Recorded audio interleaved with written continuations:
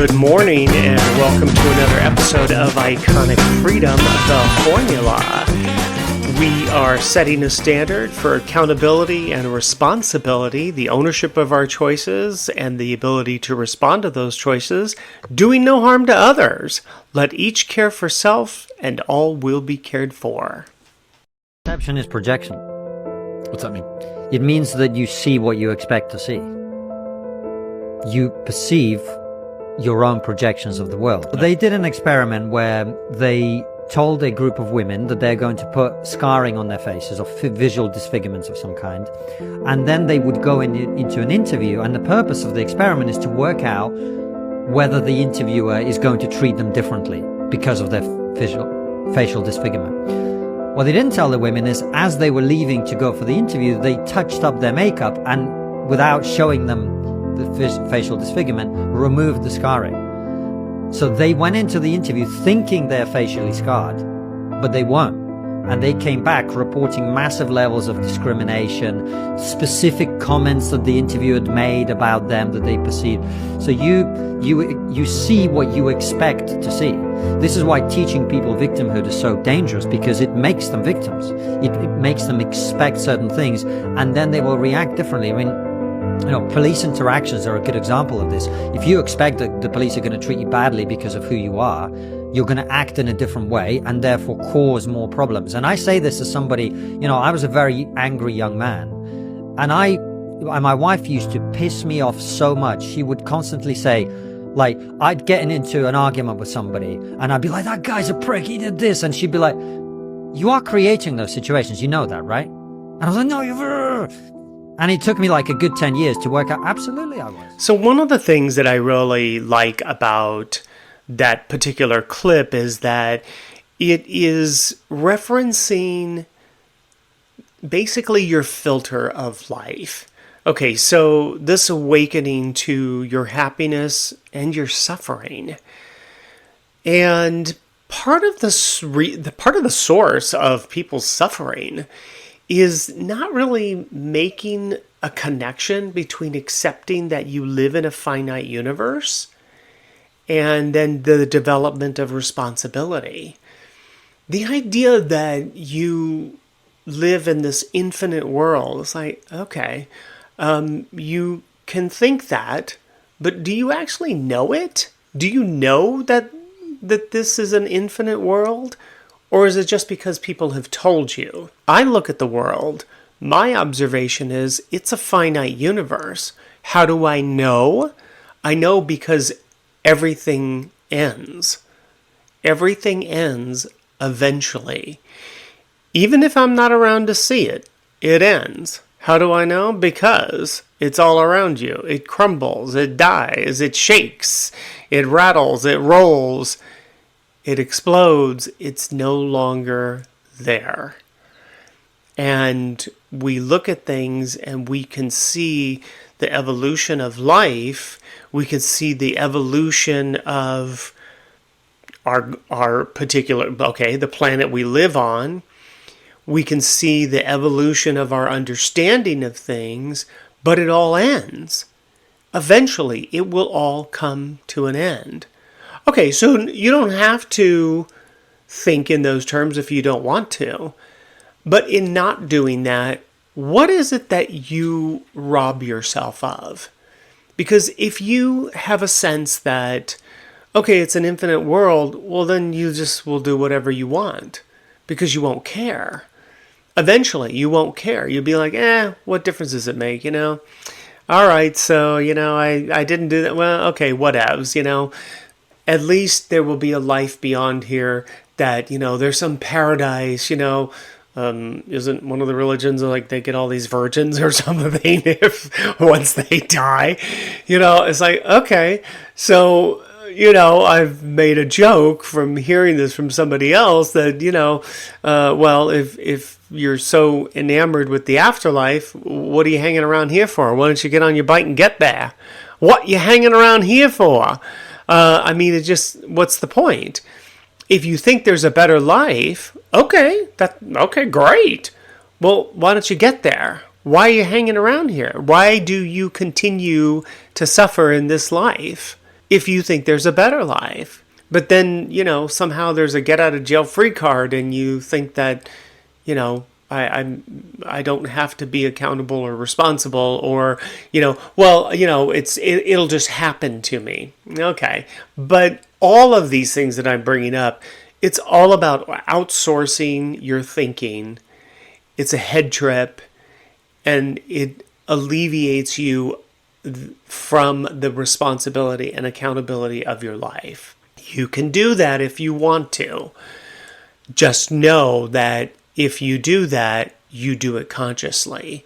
It's a choice. Not making a choice is a choice. And life will still unfold. There will still be outcomes. Now, one of the things that I always think is interesting is that when you don't take accountability for your life, when you feel like you're living in this infinite world, then it keeps you, in a sense, in a state of confusion and chaos. And what is it that keeps you there? Because you're constantly arguing with yourself. You're constantly fighting yourself. And you don't give yourself the opportunity to live in the moment. Because you're thinking, well, there's still time. I still have time. Really? Not so much. How often have you heard somebody's passing and you're shocked by it? Or a situation occurs and you come to understand that you didn't get done all you wanted to get done. You didn't get to say all that you wanted to say. Well, that's because you live in a finite universe, right? I've said on this podcast many times, all relationships end. Well, it's all relationships with everything will end. With your friends, with your family, with your relationships, with nature itself, with the universe itself. Okay, if you observe that everything around you is going to end, you can look at that and say, oh, that's just a terrible way to look at life. Okay. But isn't that the reality? Wouldn't you rather have the reality? Because in the reality, knowing that it's a finite universe, knowing you have accountability and responsibility for your choices, you can be in the moment. How much more happiness could you have of living in the moment and not suffering? What is it that causes suffering? Outsourcing and being attached to an outcome. Well, like in the video, people were attached to an outcome. They were attached to a filter of their life. That was not the reality. And what is fascinating about that experience is those people were told that.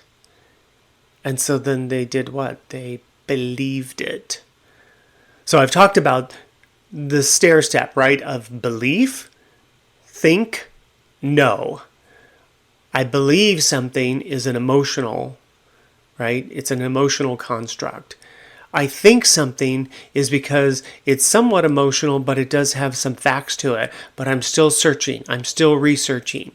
I know is what you, the individual, the organism within this universe, knows for self. Does that mean you know it for everyone? No. But it means that you know it for self. Now, when I talk about the observation of reality and accountability, responsibility, I can tell you that I know this because I observe it. And if you want to test it, you can test it for yourself. I didn't make it up. I'm just speaking to it. I didn't come up with it. I just observed it. I just noticed it and I spoke to it. I leave it on the table and you decide for self.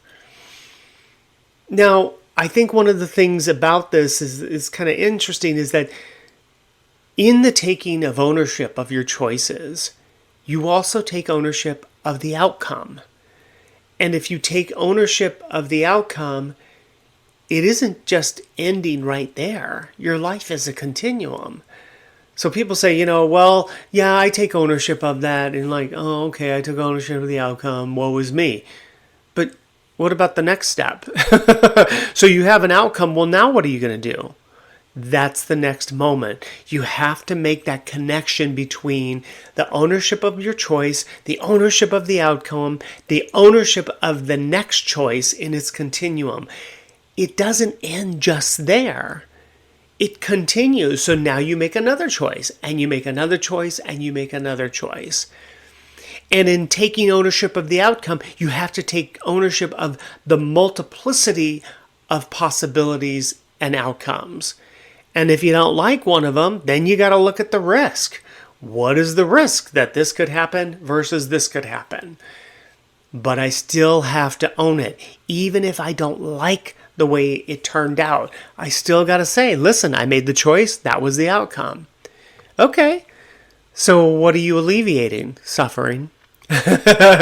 What are you encouraging? Happiness. I mean, it's a pretty simple way to live, right? And you can't force others to fit your choice, to fit your life. People will say, well, I made a choice, but things didn't turn out the way I wanted. Okay, but are you attached to an outcome? Because if it's not how do you know that it wasn't what you wanted unless you got attached to an outcome? Because there were lots of outcomes. Were you attached to any other outcome? I mean, that's a great question to ask somebody. You didn't like the way it turned out. Oh, what were the other possibilities? Oh, so you were only attached to the way this one turned out. Not so much. That's kind of not the way it works. You put it out there, you make a choice, and you see what happens. You let life unfold. Like a flower in spring, it starts to unfold, and the beauty of it becomes progressively more and more and more, right? And that's where the beauty of your life is to watch it unfold, to be in the moment, to enjoy your happiness, eliminate your suffering. There is no virtue in suffering. I don't care what people try to convince you of. And you got to question, what is it about them that they think that there's something in suffering? I mean, you think about it, that's a pretty sick idea. To sit there and think that, oh, it's good that I'm suffering, because, I'll get a reward. From where? Who's giving you a reward? Oh, I'm sorry. I'm going to circle back to the beginning. You think this is an infinite universe and that if you suffer now, you're going to get something later on? What happens if you don't? What happens if you die and that's it? And there's nothing else. When you think about that moment right now that you die and there's nothing else, what if there's nothing else? Won't you regret not having done certain things, not having taken the risk, not having said what you wanted to say, do what you want to do, all with responsibility and accountability? Wouldn't you regret that? Would you want to do that? And if you do, why do you want to suffer? What is it about you that wants to hold on to suffering, that wants to be a victim to something, that doesn't want to be accountable for your choices, for your outcomes, and that you continue the process of unfolding your life? Okay, I made this choice. This was the outcome. All right, I'm going to make another choice. Let's see where this goes. And at least seeing the happiness in that journey. It's kind of interesting. My dad used to say that to us kids all the time, that, happiness is in your journey. He's not the only one that's ever said it, but I do remember him saying it quite often. And that it wasn't always about, trying to figure everything out, trying to make sure you're not making mistakes. There are no mistakes. You're doing for you what is right for you in that moment. And then you're enjoying the happiness of whatever those outcomes are. And if it's not exactly what you want, that's okay. Then you can make another choice. And that's okay too. It's not perfection you're seeking, it's happiness you're seeking. It's not suffering you're avoiding, it's just suffering you don't wish to engage in. It's a choice. Suffering is a choice. If you want to suffer in this life, believe me, Not even believe me, I know that there are lots of ways for you to suffer, lots of ways for you to filter, like those people in the experiment, filter through the world so that you can suffer. And then you can blame other people for that suffering. And I think to myself, what is that all about? Why would you want to do that? And most often it's because you like it. You feel like there's a byproduct of something that makes you feel good. Okay, you might want to examine that idea that you like suffering and that makes you feel good. It's like, okay. I don't know about you, but I don't want to do that. I've had the most enjoyment of my life by not necessarily avoiding suffering, but sidestepping the choices that I know would bring that about. And I don't need to. There's no reason for it. I don't need to engage with that person, engage in that job, engage with that situation. I don't need to suffer. And if I am in a situation and I'm not enjoying it, I walk away. I heard a really interesting thing the other day about Elon Musk, that somebody was saying that they were in conversation with him, and when he is done with a conversation, the way his brain works, he just walks away. It could be in the middle of your sentence. He just walks away. And I thought, how brilliant. Look, I don't know this guy. I'm not going to get in his head. But the observation of that moment, he just walked away. And he just gave himself the gift of his own time, because you only have a finite amount of time. See what I did there? Circling back to the beginning about the infinite versus the finite universe. You give yourself that gift. That's a beautiful gift. I remember a friend of mine one time had said to me, I used to go to these political events, every month and blah, blah, blah. And, sometimes people would just, they're just crazy in the way they approach you. And it was just the simplicity of this statement to me. You don't have to respond. And I thought, I don't have to respond. That a person can come up and sit there and spew all their whatever at me, and I just turn and walk away. I don't have to respond to it. I have no obligation to it. And in that moment, what was I doing before? I was caught up in all kinds of other stuff that I'm not going to go into, but, all in my head and not following my own internal authority, my own inner source of decision about happiness versus suffering. I was image building, I was outsourcing, I was looking to others, blah, blah, blah. No, I don't even have to respond. Many times I don't respond. I don't need to. People thinking that I should respond? Should? That's an entitlement. No. Don't respond if you don't want to respond. Live the life you were born to live. Make that choice. I don't know why I just thought this, but I said, live the life you were born to live. Wasn't that the line in The Sound of Music right before she sang Climb Every Mountain? Okay, and with that, we are going to wrap this up for the month of May. Happy Mother's Day to all you moms that are out there, and to all of you that take on the role of motherhood. What's really kind of interesting is I did an interview a couple months ago, and I was able to splice that all up and get it ready. And so for the next 4 weekends in the month of May, tribute to moms, tribute to motherhood, tribute to JoJo, and her daughters Jackie and Jenny. This interview will commence. It is a beautiful experience. If you heard my interview last year with Gina, what a great unfolding of a person's life. And when you hear this, I think you're going to be just as impressed with the grit and the salt of the earth woman that Joanne is, and how her journey of accountability, responsibility, that prism, took her through this life that is a wonderful life. And I hope you enjoy that. And that music means we are at the end of another podcast. Thank you so much for joining me this weekend. I hope you got something out of this. Share it with your family and friends. You never know how it might help them in their journey. Hit that like button if you would, and subscribe to the podcast if you'd like. There is a link down below. Check out my book at lulu.com. And I will see you here next week. Let each care for self, and all will be cared for.